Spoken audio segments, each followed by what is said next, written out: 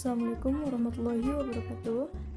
Saya Fathiatul Rizky Amalah dari kelas 2A Stikes Bakti Mandala Husada Slawi. Nah, di sini berbeda dengan video selanjutnya.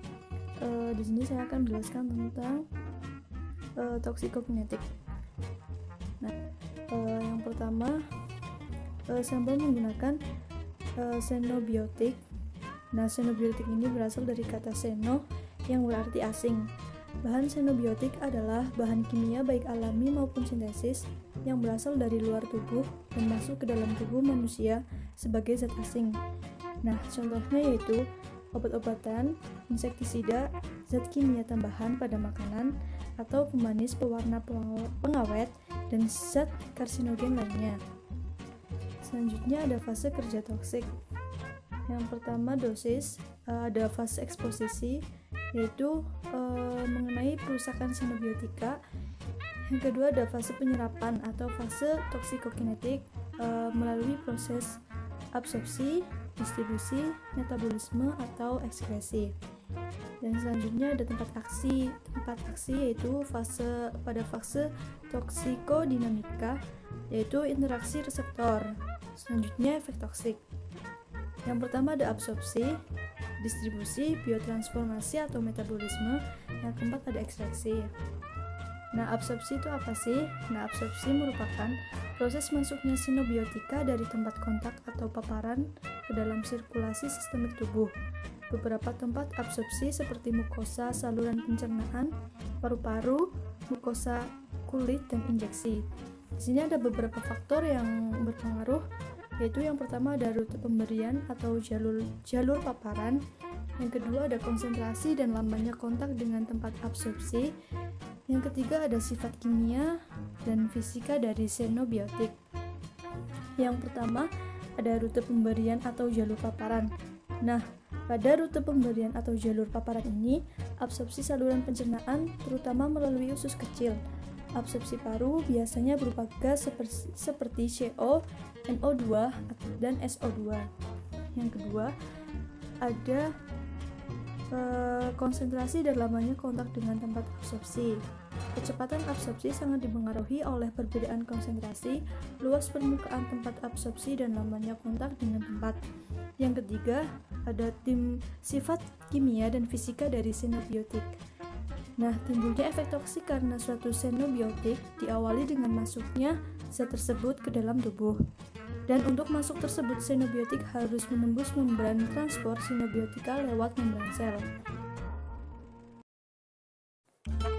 Nah, di distribusi ini, peristiwa di mana xenobiotik yang terabsorpsi berpindah dari sirkulasi sistemik ke bagian lain dalam tubuh.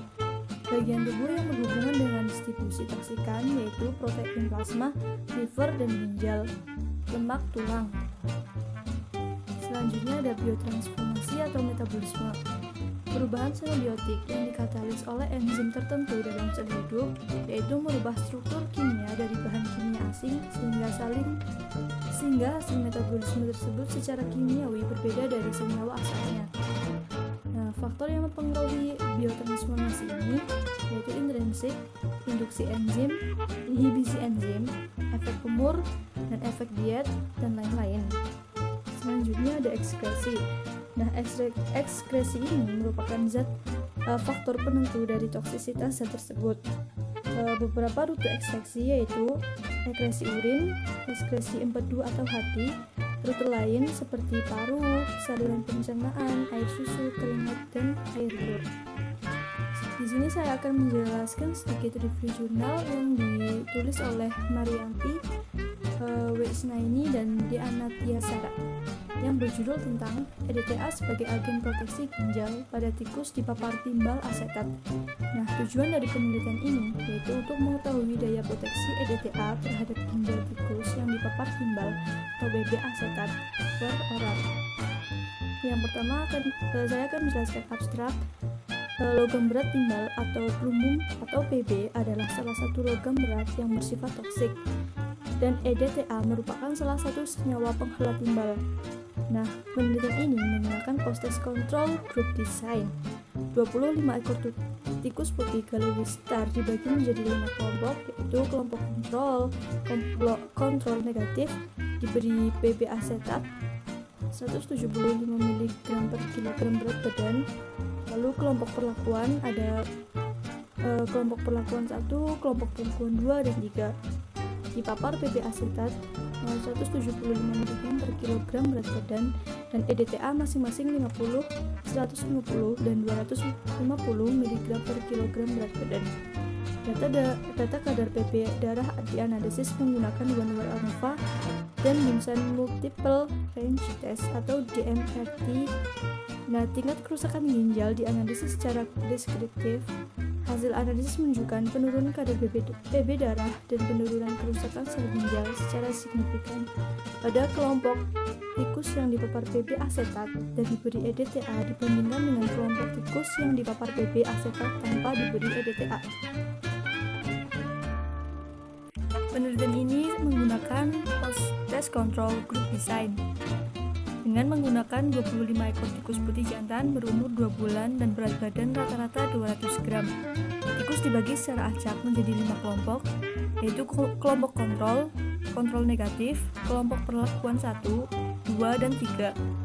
Nah, kelompok kontrol negatif hanya diberi PB2 plus asetat sebanyak 175 mg per kilogram berat badan, sedangkan kelompok perlakuan diberi PB asetat sebanyak 175 mg per kilogram berat badan dan EDTA masing-masing 50 mg per kilogram berat badan, 150, 250 mg per kilogram berat badan. Data kadar PB dalam darah dan scoring kerusakan organ ginjal dianalisis secara statistik dengan uji one way ANOVA. Jika hasilnya berpengaruh nyata, maka dilanjutkan dengan uji DMRT 5%. Hasil foto mikroskopik organ ginjal juga dianalisis secara deskriptif. Selanjutnya ada hasil dan pembahasan kadar PB darah. Tikus kelompok kontrol negatif memiliki rata-rata kadar PB darah tertinggi dibandingkan kelompok perlakuan yang lain. Kelompok tikus yang diberi PB asetat dan EDTA, kelompok perlakuan 1, 2, dan 3 menunjukkan rata-rata kadar PB dalam darah yang setara dengan kadar PB darah tikus kelompok kontrol. Hasil uji one way ANOVA satu arah menunjukkan bahwa EDTA berpengaruh nyata terhadap kadar PB dalam darah dengan nilai signifikan kurang dari 0,05. Uji lanjut dan DMRT menunjukkan bahwa pada semua kelompok perlakuan tidak ada perbedaan nyata dengan kelompok kontrol, namun berbeda nyata dengan kelompok kontrol negatif. Hal ini menunjukkan bahwa tubuh tikus tidak dapat bekerja maksimal menghelat PB tanpa bantuan senyawa penghelat. Nah, dengan kata lain, kelompok tikus yang tidak mendapatkan perlindungan senyawa penghelat PB, maka tubuh hanya mengandalkan kemampuan alami dan terbukti tidak efektif dalam mengurangi kadar PB2 dalam darah. Ketidakefektifan tubuh dalam menghelat ion PB ini akan mengakibatkan terganggunya proses metabolisme tubuh. PB yang masih ada di dalam tubuh akan mengganggu kerja senyawa penting seperti enzim, karena PB dalam tubuh akan berikatan dengan gugus sulfhidril, molekul protein. Akibatnya, proses metabolisme juga terhambat. Selanjutnya, struktur histopatologis organ ginjal. Untuk mengetahui efek protektif EDTA pada organ ginjal yang dipapar PB asetat, dianalisis dengan kerusakan organ ginjal dari setiap kelompok perlakuan.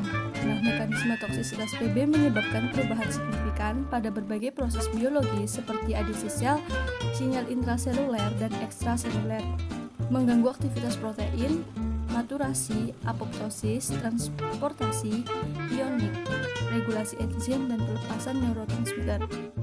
Nah, akibat gangguan ini akan menstimulasi terjadinya kerusakan sel-sel ginjal.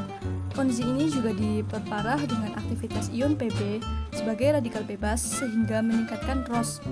ROS menyebabkan kerusakan struktural pada sel, protein, asam nukleat, membran sel dan lipid, serta menyebabkan kondisi stres pada tingkat seluler.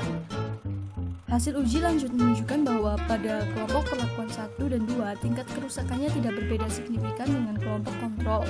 Nah, sementara pada kelompok perlakuan 3 menunjukkan bahwa EDTA pada dosis 250 mg per kilogram berat badan tidak dapat melindungi organ ginjal dari PB asetat. Meskipun secara signifikan mampu menurunkan kadar PB darah, hal ini disebabkan EDTA yang sebelumnya bekerja menurunkan ROS akan bekerja sebaliknya, yaitu menaikkan ROS. Nah, dari tadi ngomongin masalah ROS dulu ya. Nah, ROS itu apa sih? Nah, ROS merupakan salah satu faktor pemicu gangguan metabolisme tubuh hingga kerusakan sel. ROS yang meningkat akibat kadar EDTA yang berlebihan dapat menyebabkan kerusakan mitokondria. Nah, kesimpulannya, dari pemberian EDTA dosis 150 mg per kilogram berat badan aman digunakan dan paling efektif menghelat ion PB sehingga mampu menurunkan kadar PB darah dan memproteksi ginjal tikus yang dipapar PB asetat. EDTA pada dosis 250 mg per kilogram berat badan mampu menurunkan kadar PB darah namun mulai bersifat toksik dan tidak mampu memproteksi ginjal. Cukup sekian penjelasan dari saya. Apabila ada kesalahan saya mohon maaf. Jangan lupa like, comment, and subscribe. Thank you. Wassalamualaikum warahmatullahi wabarakatuh.